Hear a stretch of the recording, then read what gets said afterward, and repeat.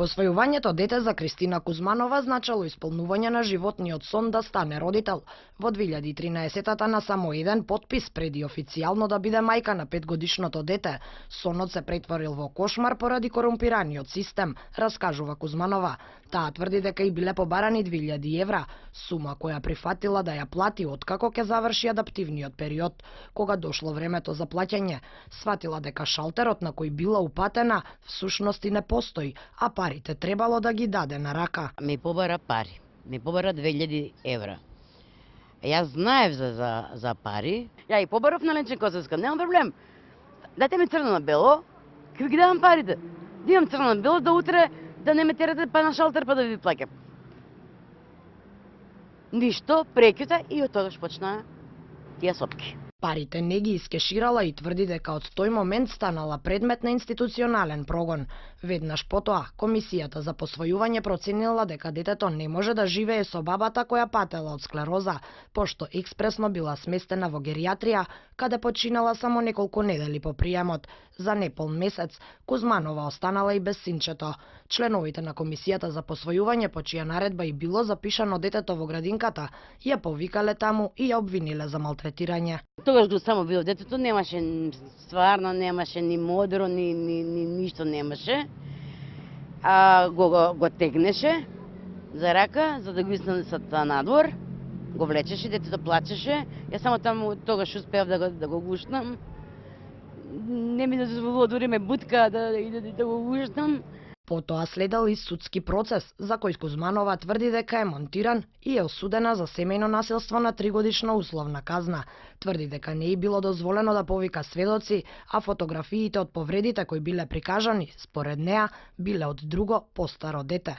Разговор со детето извршил единствено членот на комисијата кој се водел како старател, и тоа насамо. Не клампаво уше, не беше нормално уше, ама поголем уше. Беше нормално уше, ама мислам повозрастно, колко е за поврзан човек. Ушето. А не беше клампаво, како што беше на Марио клампаво ушенцето. Телевизија 24 разговараше со надлежен од Министерството за труд и социјална политика, кој негира дека нивен вработен побарал пари и се повика на судската одлука. Не извести дека посочената правничка, која според обвинувањата на Кузманова лично ги побарала парите, нема намера да коментира.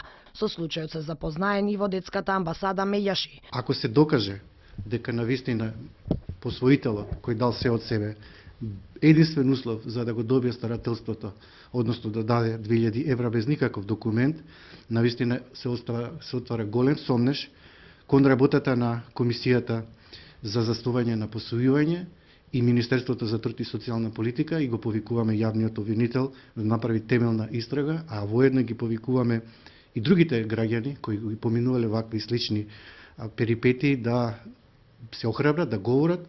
Голем дел од изјавите на Кузманова фрлаат сомнеж врз системот, а голем дел од процесот на утврдување на вистината бил неправилен, сметаат од Меѓаши. Поред кажувањата на потенцијалната старателка, таа била екзекутирана на самиот.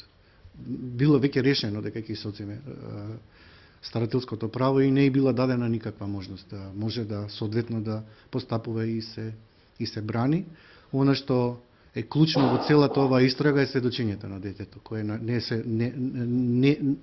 е имало правилен процес за да се докаже дали навистина детето било малтретирано. Од Меѓаши вела дека нивната загриженост расте и со тврдењата дека фотографиите од повредите кои биле прикажани на суд се од друго дете. Според информацијата која добивме од Министерството, детенцето кое било одземено од Кузманова сега е посвоено од друго семејство.